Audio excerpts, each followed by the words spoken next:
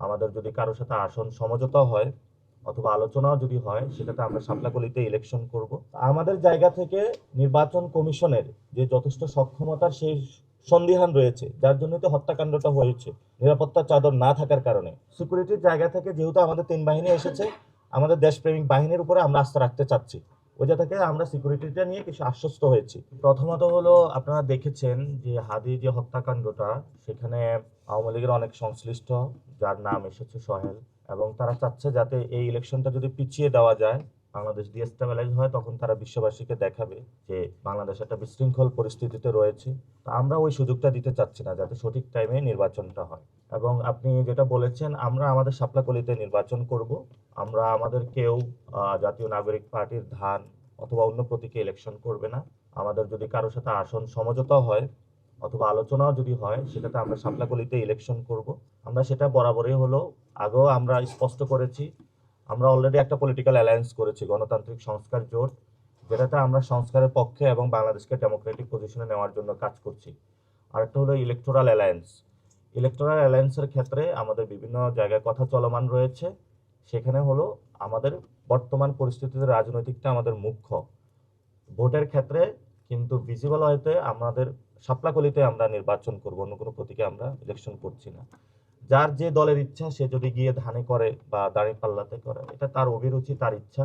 সেক্ষেত্রে আমাদের কিছু বলার নাই। তবে আমরা সবাই যে ছোট পার্টিগুলো অন্যান্য দলের প্রতি আহ্বান রাখবো যে নিজস্ব স্বকীয়তা কেউ বিকিয়ে দিবেন না। নিজস্ব স্বকীয়তা রেখেই বহুদলীয় গণতন্ত্রের চর্চা যদি আমরা করতে পারি, হয়তো আজকে আপনার সুযোগ আসছে না, ভবিষ্যতে সুযোগ আসবে।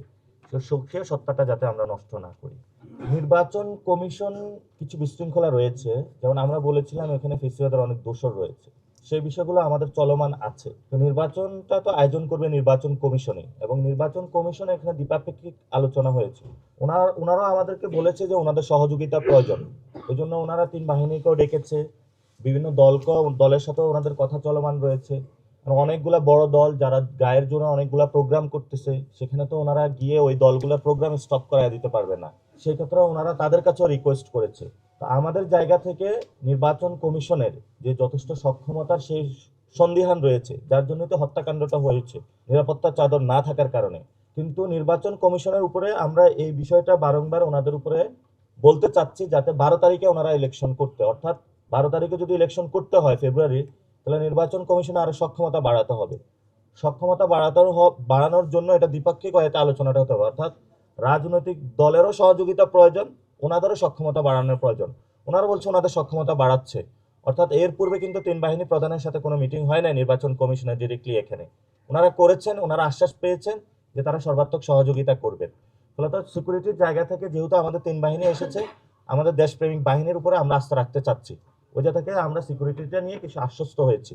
কিন্তু সামগ্রিকভাবে বিভিন্ন জায়গায় নির্বাচন কমিশনের, আমিও আমার মনোনয়ন ফর্ম বিভিন্ন জায়গায় তুলেছি, আমাদের যারা প্রার্থী আছে তারা তুলছেন, কিন্তু সেখানে কিন্তু বিশৃঙ্খলতা দেখতে পাচ্ছি। আমরা সেগুলো রিপোর্ট করেছি। আমরা বলেছি আপনারা আঞ্চলিক যে অফিসগুলো রয়েছে সেগুলো যদি সক্রিয় করতে পারেন, ইফেক্টিভ ওয়েতে কাজে লাগাতে পারেন, হয়তো এটা সক্ষমতা পরিচয় দিলে আমরা ১২ তারিখে ইলেকশনটা সুন্দরভাবে করতে সক্ষম হবে। আশঙ্কা তো বাংলাদেশে রয়েছে, কিন্তু সেই আশঙ্কাটা মানিয়ে আমরা বারংবার জাতীয় নাগরিক পার্টির পক্ষ থেকে ইলেকশন কমিশনের কাছে বলেছি যাতে ফেব্রুয়ারি ১২ তারিখে আমরা ইলেকশনটা করতে সক্ষম হয়, অর্থাৎ নির্বাচন কমিশন এমন কোনো ছোট ভুল করে না থাকে যাতে এই ভুলের কারণেই ১২ তারিখ থেকে পিছিয়ে যায়।